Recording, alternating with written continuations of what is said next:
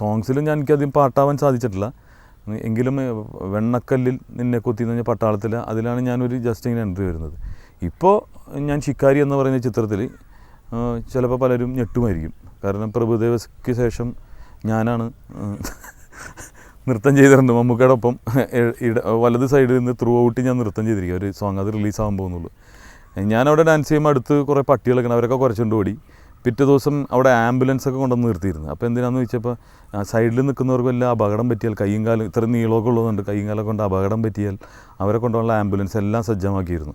അപ്പോൾ അതൊക്കെയാണ് എൻ്റെ ഫസ്റ്റ് പാട്ടിൻ്റെ എക്സ്പീരിയൻസ് എന്ന് പറയുന്നത്. ഇപ്പോൾ പൃഥ്വിരാജിൻ്റെ ഈ ഹീറോ എന്ന് പറയുന്ന ചിത്രത്തിൽ രാജു തന്നെ എന്നെ നിർബന്ധിച്ച് സൈഡിൽ നിന്നിട്ട് പുതിയ സ്റ്റെപ്പുകളൊക്കെ ഞാൻ ഇട്ടിട്ടുണ്ട്.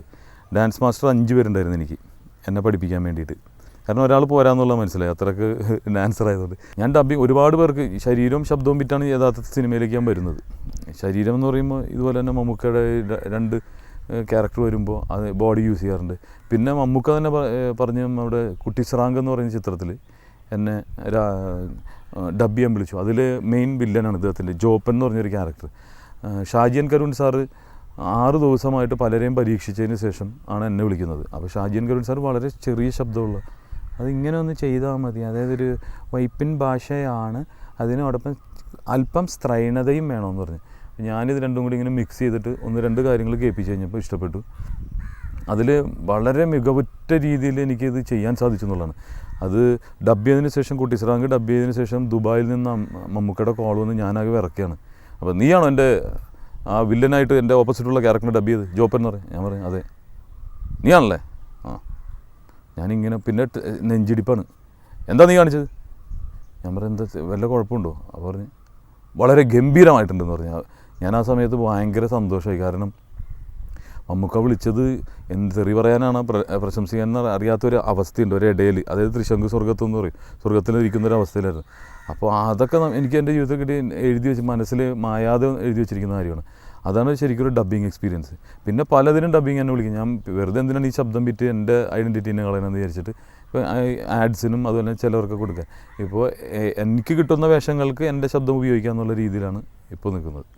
ആദ്യ സിനിമ എന്ന് പറയുമ്പോൾ ഈ ചെറിയ ചെറിയ വേഷങ്ങൾ ചെയ്തപ്പോൾ ഇത്രേ ഉള്ളൂ, അത് തീർന്ന് എന്നുള്ള രീതിയിലാണ് ഞാൻ ഇരുന്നത്.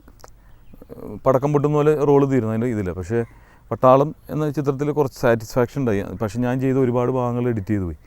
പിന്നീട് പ്രാഞ്ചിയേട്ടൻ ചെയ്യുമ്പോഴാണ് യഥാർത്ഥത്തിൽ എനിക്കിങ്ങനെയൊക്കെ ചെയ്യാൻ പറ്റും, മമ്മൂക്കയുടെ ഒപ്പം നിൽക്കാൻ പറ്റും എന്നുള്ളത്. അത് ഞാൻ ആ ഒരു 2.5 മണിക്കൂർ ഏതോ ഒരു ലോകത്തായിരുന്നു. കാരണം ഇത് ജനങ്ങൾ എടുക്കുമോ, ഞാൻ എൻ്റെ നോട്ടം ജനങ്ങൾ എടുക്കുമോ, എൻ്റെ ഡയലോഗ്സ് എടുക്കുമോ എന്നുള്ളതൊക്കെ സംശയമായിരുന്നു. പക്ഷേ എൻ്റെ ഓരോ നോട്ടത്തിന് വരെ ചിരിയും കൈഡിയും കിട്ടിയപ്പോൾ എനിക്ക് സ്റ്റേജിൽ കൂടി കിട്ടിയ എക്സ്പീരിയൻസും രഞ്ജിത്ത് സാറിൻ്റെ ശിക്ഷണവുമാണ് ആ സ്ക്രീനിൽ പ്രതിഫലിപ്പിക്കാൻ സാധിച്ചത്.